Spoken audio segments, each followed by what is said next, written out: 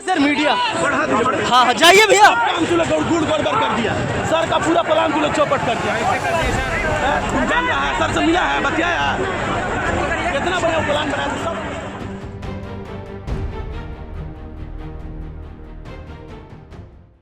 अभी जिस वक्त मैं खबर को रिकॉर्ड कर रहा हूं उस वक्त पटना की सड़कों पर पुलिस की लाठियां बरस रही है।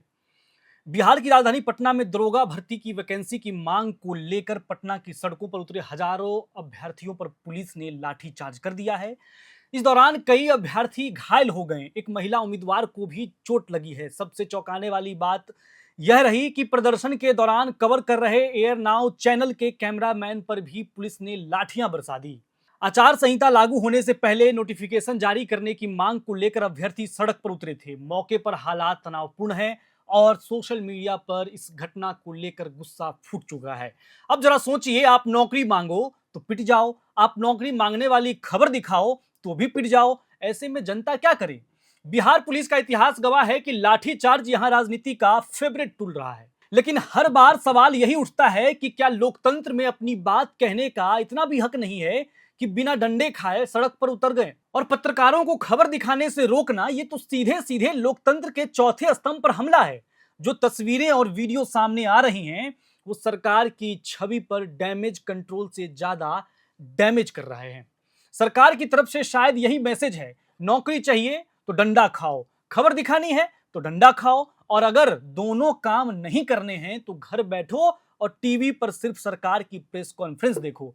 यानी लोकतंत्र अब डंडे से संचालित होगा। दरअसल असल गुस्सा इस बात पर है कि युवा बार बार ठगे जाते हैं। कभी परीक्षा में पेपर लीक हो जाता है, कभी रिजल्ट अटक जाता है, कभी वैकेंसी का नोटिफिकेशन ही नहीं आता, और जब हजारों की भीड़ धूप में भूखे प्यासे सड़क पर उतरती है तो उन्हें सिर्फ दो चीजें मिलती है, सरकार का आश्वासन और पुलिस की लाठियां। और बिहार की पुलिस तो लाठीचार्ज में एक्सपर्ट है।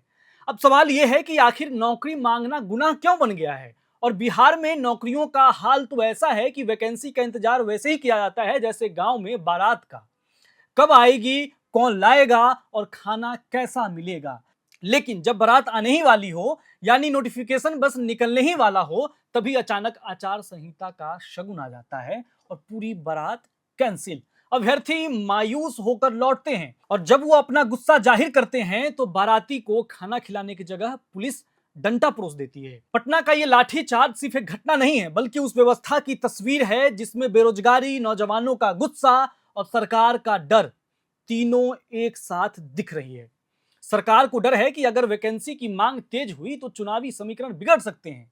नौजवानों को गुस्सा है कि उनका भविष्य अटक गया है, और पुलिस को आदेश है कि सबको शांत करो, चाहे डंडे से ही क्यों न करना पड़े।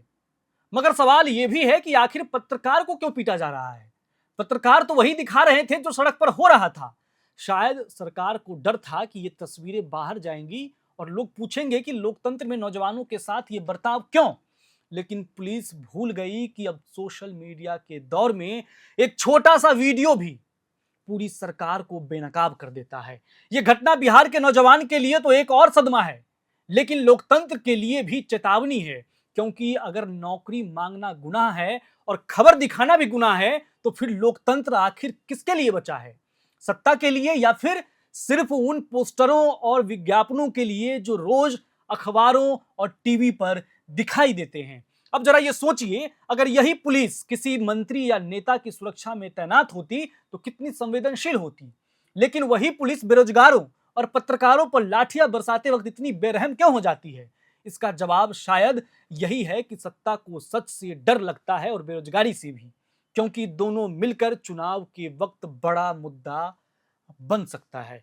कुल मिलाकर पटना का यह लाठीचार्ज सिर्फ खबर नहीं है, यह उस व्यवस्था की पोल खोलता है जो नौजवानों को भविष्य नहीं बल्कि डंडा देती है, और पत्रकारों को आजादी नहीं बल्कि चोटें।